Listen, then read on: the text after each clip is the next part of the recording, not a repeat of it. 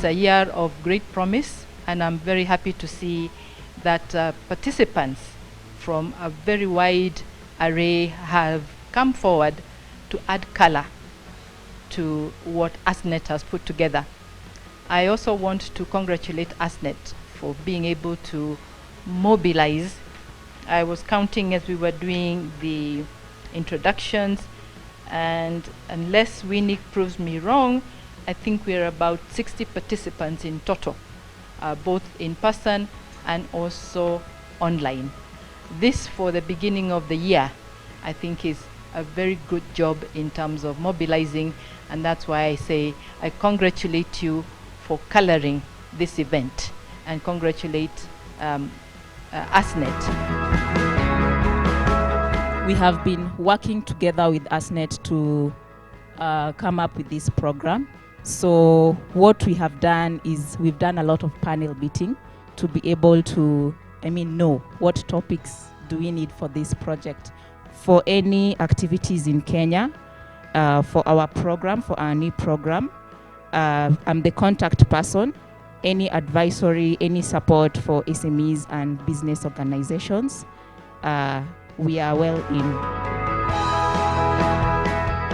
I'm the General Manager for the Agriculture Sector Network. ASNET is more autonomous now, and that was a decision that was made at the highest level, that because of the critical importance of the agriculture sector in this country, that we needed to have an autonomous private sector umbrella body.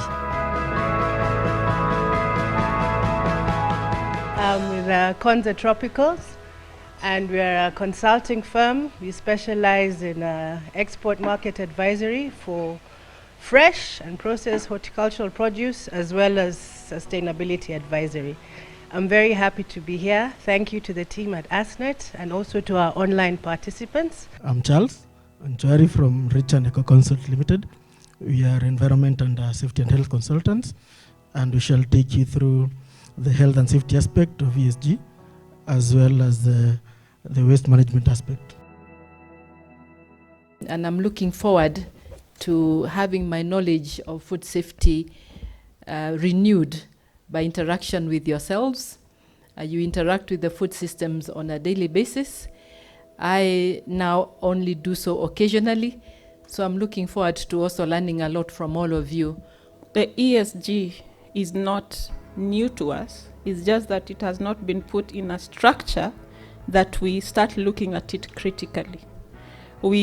Most of us just sit across tables and discuss what's going wrong somewhere, not knowing we're actually discussing the failure of governance systems. I want to thank you in a special way for making time for this session. I know a lot has been going on in the country, and many people prefer working from their offices or even from home, right?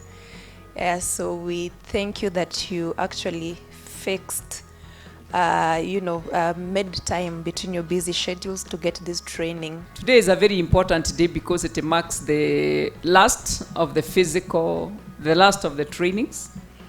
And this is going to be the very last one. But this is only a beginning because we've learned it.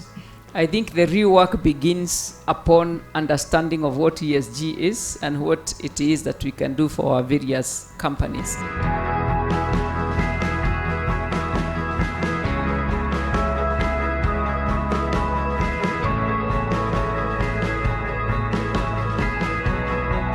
My name is John Cheriot. I'm here at ASNET representing Kenya Tea Growers Association. I've been here for the last 2 days. We're running through this program of training on ESG. Very wonderful training. I've learned quite a lot. My take home is basically what all this means in terms of business. The first line that I'll put in there is that business is human rights, and human rights is business. None of the two can exist without the other.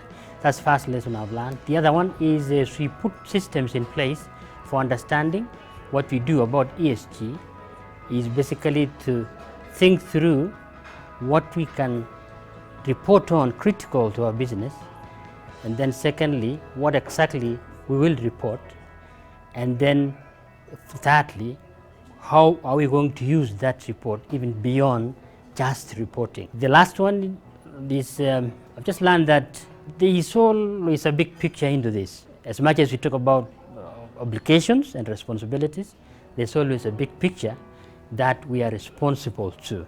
We are responsible to the planet, responsible to the people, responsible to sustainability of resources, and responsible for our future. Central to ESG, which is basically environment, social, and governance, not H, but G. The critical one to that is the central bit of it, which is S. And S is all about people. It's about human rights. And you realize that humans cannot exist effectively or successfully or sustainably without environment. But then again, governance is critical to managing the environment for the sake of the humans. Therefore, we come up with the aspect of human rights. So the aspect of human rights is a factor of how we govern resources, which is environment, including the humans themselves. And then at the end of the day, the critical one is just the human rights. I'm Diana Nduku from Everest Enterprises Limited. We are an export company dealing with premium flowers, fresh vegetables and fruits from Kenya. We work with smallholder farmers across different regions in Kiserian, Kajiado County, Murang'a County, the Timau region in Meru, and Laikipia County to produce the same products. So the last 2 days have been very impactful in understanding what our part is in the entire ecosystem. So from an environmental perspective, from understanding how we can work together with the people that we work with, and from a perspective of understanding how we influence all these aspects. So what really stood out for me in this training was much more on the part that the smallholder farmers that we work with have to play in this part. It may look like it's something for the big corporations, it may look like it's something for the bigger people, but when we implement it from the smallholder farmer, from the very easiest point of understanding how they work in their smallest units, then we are able to bring it all the way up, and then we are able to even ensure that we are taking care of the people around us, the planet, and then we are able to create sustainable food systems. When it comes to reporting of the ESG, it is very particular to the sector someone is in, or particular to the business that you're in. But I think the one thing that really stands out is we all have we have a foundation to do this, and it's really around the sustainable development goals. And again, even when you look at the Kenyan context, we have different strategies that really borrow from that sustainable development action plan. So when it comes to that, I think the best way what we would do to report is really to look at the different sustainable development goals that we stand for, and how we are applying them, and really how we are impacting across different sectors.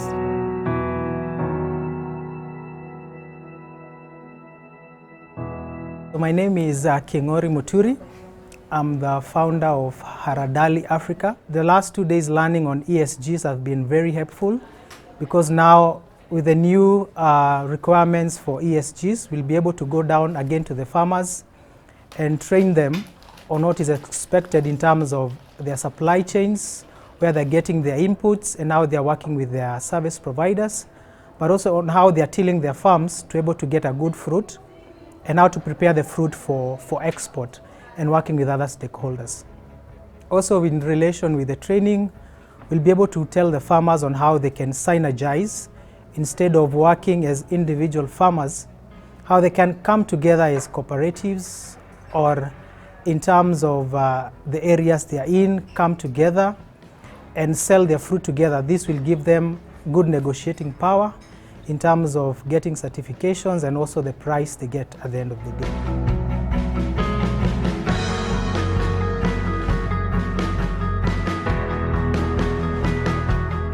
We are charged with growing, processing, and packaging tea for distribution, either to the external market through the Mombasa auction, and also we have a local brand for the local market, the local consumer market, called Eden Tea. And that's why we are called Karirana Estates, the home of Eden Tea.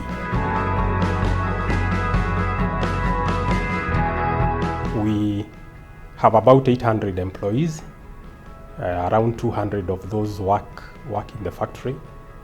A bigger proportion of that work in the tea estate, involved in the production of tea, the tea plucking, and a significant number is involved in sales and marketing and the distribution.